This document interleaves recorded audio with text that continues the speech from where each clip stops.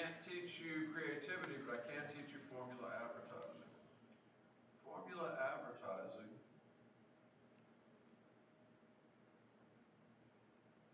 is tried and true techniques. You can think of it as puppies and babies. Okay, it's a substitute for creativity. Formula advertising is a substitute. Creativity trumps formula advertising, but creativity is elusive, it's fleeting. When you chase after it, it'll be the hardest for it to come. And the key to formula advertising is twofold. Step one, get the attention. And advertisers take dramatic devices all the time to sex sell. Yes. Maybe so, maybe no. It depends if it's the vampire effect. Does sex do a good job of breaking through the clutter to get attention? It's really good at that. Half of your advertising, formula advertising, using sex or humor, lizards, frogs, or celebrity endorsers, whatever it is to break through the clutter, get the attention. Half the job is done.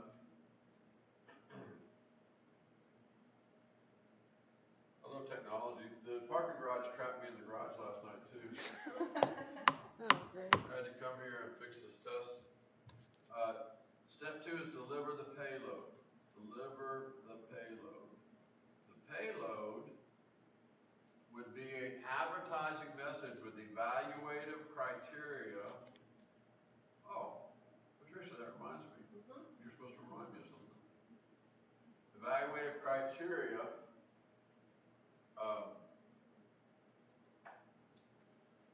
that's relevant to the target market. What is evaluative criteria?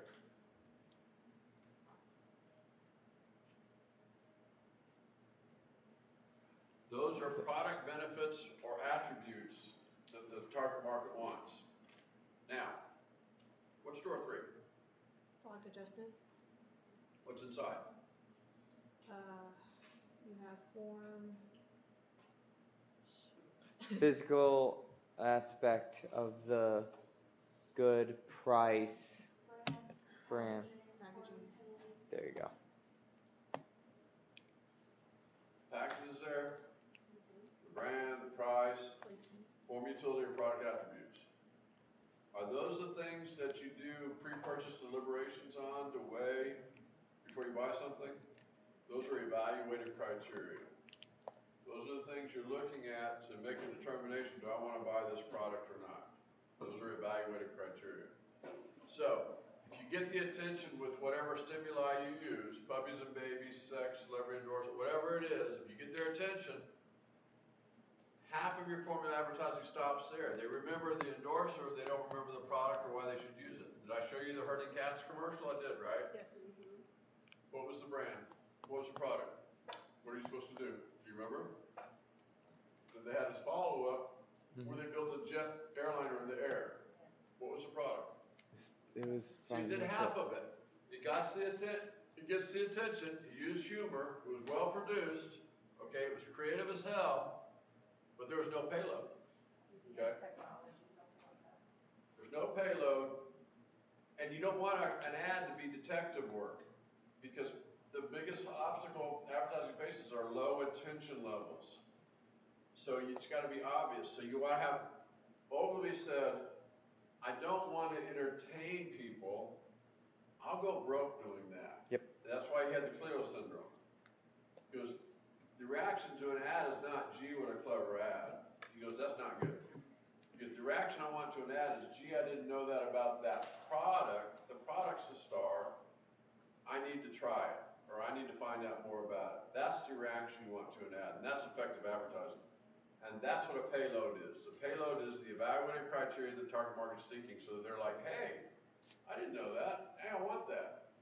That's what I've been thinking. And that takes research to determine what, that's why research leads to creative effort, because that's why we determine the evaluative criteria, the kernels that they want out of the nuggets of gold that they want out of that we find out in research, and we build it into the product.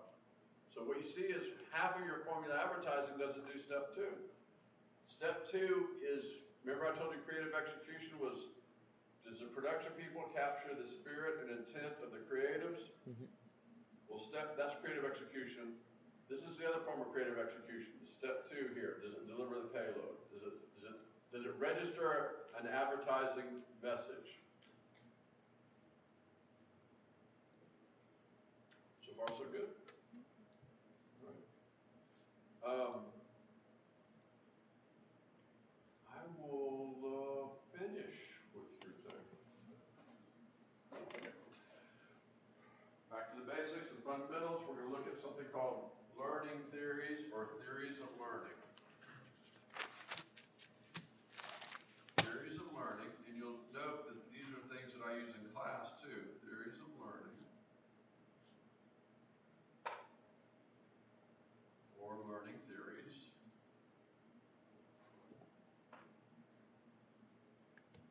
We have 5 of them.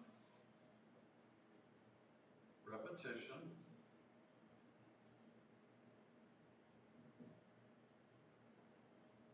reinforcement,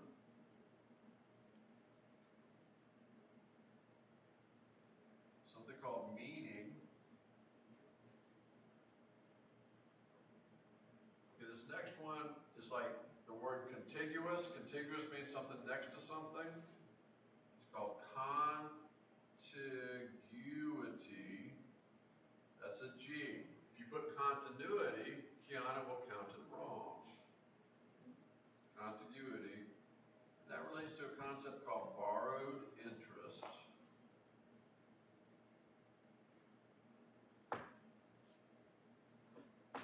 Then you have something called non-overt appeals. Can you scroll, please? Grazie.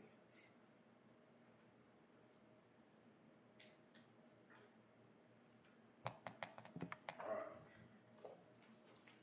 Repetition. Repetition is twofold. If you say where you repeat stuff, we're going to count it wrong if I ask for a definition. A good word to use is frequency. So twofold. First type of repetition is the number of times an ad runs. The whole ad runs within a given amount of time. Like reach and frequency in media, the number of time an ad runs, usually within a quarter, would be one form of repetition. The other form is the number of times or the frequency that you mentioned either the brand name, the slogan, the tagline and slogan, or evaluated criteria that you want to hammer home within the context of a single ad. For years and years and years, Miller Lite had a campaign called Taste Great, Less Filling, Taste Great, Less Filling. They had retired athletes would argue about it because current athletes weren't allowed to advertise alcohol. I don't know if that rule's changed or not. I think it has. Huh. But retired athletes would do Miller at a bar, and it would be Taste Great and then the Less Fillings. The Taste Greats, and they get an argument about it. So they had one ad where they were at a beach, and they were doing a big tug of war, the Taste Greats versus the Less Fillings. And the whole ad was a chanting of Taste Great, Less Fillings. The whole ad. So that's heavy repetition. All right. And that's the evaluated criteria for that beer. Basically, it's diet beer, Miller Lite. And the less filling is what put it on the map because it meant to the big beer drinkers they could drink more beer. All right.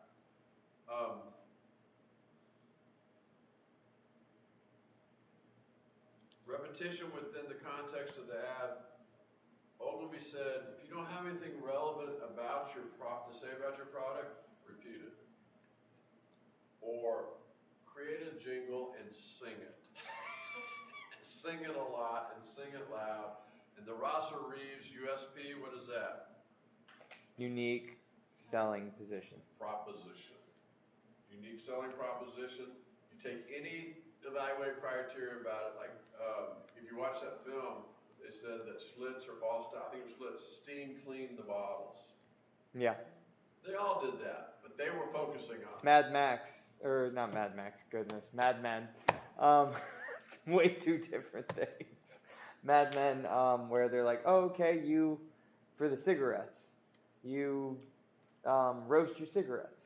Well, everybody does it. No, You guys are the ones that do it. And that You was make their it whole stand selling point. out to appear like you're that's called product differentiation, Yep. or USP, Rosser Reeves. And in the film, Rosser Reeves, you can irritate your way into the consumer consciousness, and he did the I Like Ike campaign. I like Ike, you like Ike, everybody likes Ike, blah, blah, blah, okay. Repetition, we good?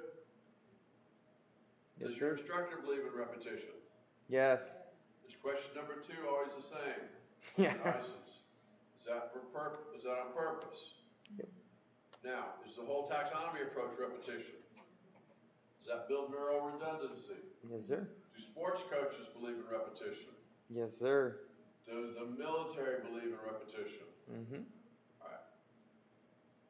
Reinforcement. Reinforcement is reason why, if, then, problem solution. A classic ad execution technique for this is fear appeals. Fear appeals. You create a problem situation and the product is the star. The product is the solution. Bad breath, underarm odor, cavities, create the problem, the product's the solution. Halitosis.